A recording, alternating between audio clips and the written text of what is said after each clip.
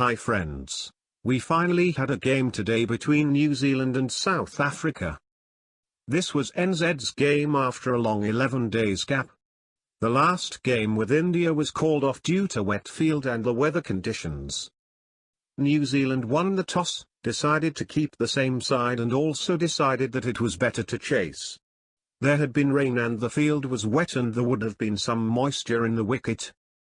New Zealand decided to take advantage of these conditions. South Africa, who were knocked out by New Zealand in the crucial semi-finals twice in their way to reach the finals. Both teams have not yet been able to win a World Cup yet, and with South Africa not been able to win crucial moments at the knockout stages, means that their chances of qualifying and then winning under pressure were less. South Africa started very slowly and lost. De Kock got out early. Amala and Faf du Plessis were watchful, however they kept losing wickets frequently. South Africa had to frequently be doing the repair work. No one was able to build a long partnership and were unable to really accelerate. Miller, Amala, Faf du Plessis, showed a lot of promise, however lost wickets due to poor cricket, poor shot selection, and some excellent bowling by New Zealand.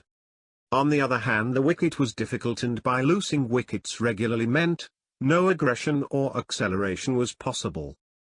South Africa were only able to achieve 241 in the last 10 overs. New Zealand was very good with the bowling, make subtle changes of pace as and when required.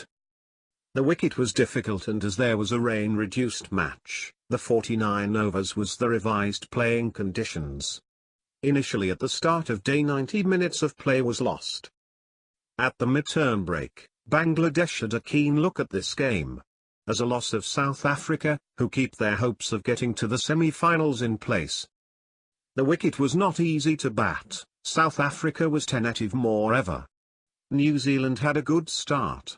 They were very watchful. Munro got out early though, however Williamson and Guptill played well. They played watchful and some very good shots. Williamson in particular was very good at rotating the strike. However, there was criticism that South Africa did not bowl well.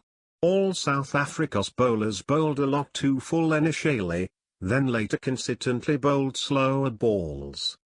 All the changes and focus were made by the captain Faf du Plessis. None of the bowlers Rabada, Njidi, Morris, or Bwinkeo tried to offer any variation. The general outlook was that the wicket was slow and difficult and mostly bowled slow cutters. South Africa got a chance to come back into the match with a midway collapse in overs 13 to 18. Guptill got out hit wicket. There was a flurry off wickets, a middle order collapse. Taylor got out trying to flick a delivery on his legs down to fine leg, got a fine tickle for De Kock to grab this. Later Morris then dismissed with a good bouncer, using his height to good effect. As the innings progressed, the ball started misbehaving, balls started bouncing a little higher and making it difficult to make stroke play. Neesham joined Williamson and played well though at a slow pace, for approximately 15 overs. The innings was consolidated and the run rate was maintained around 4.25. Morris dismissed Neesham, who tried cut a ball down to third man, to find deep fifth slip fielder in Amla placed to get rid and bring South Africa back in the game. As soon as de Grandhomme walked in space of 2 overs, 19 runs scored. His first delivery was an aggressive, 6-over mid-on. It seemed that he was batting on an entirely different wicket. With his stroke play he scored a well-composed 50 with a strike rate more than a 100. In fact, the way he played the game, took the game away from South Africa entirely. Single-handedly he completely changed the game into New Zealand's favour. The focus of Williamson was to hold and rotate strike without taking any risks. Williamson anchored one end wonderful well. Faf du Plessis did make some good changes, no giving any easy scoring runs to Williamson. In the 38 overs there was a few chances. 2 catches dropped, 1 run-out chance missed and a actual caught behind was appealed. However, Grandhomme continued his aggressive play this let that scoreboard pressure down and ensured New Zealand win. De Grandhomme and Williamson got a few lives and De Grandhomme made South Africa pay for this.